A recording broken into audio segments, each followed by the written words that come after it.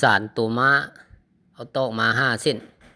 หรือว่าเจียกระดาษก็ได้เนาะเส้นที่1เส้นที่2เอามาพับแบบนี้เส้นที่3สานเข้าไปเส้นที่4สานเข้าไปเนาะเส้นที่5ก็สานเข้าไปแล้วก็พับมาแบบนี้พับมาแบบนี้พับมาแบบนี้แล้วก็สานสองข้างลุ่มกับข้างเทิงไปเลยต่อเป็นตัวของมันให้มันยาวมาแบบนี้แล้วก็สานเอาคอมันแบบนี้สานเอาคอมันก็สานขึ้นมาสานไหลคัดขึ้นมาอีกพับขึ้นมาเอาคอมัน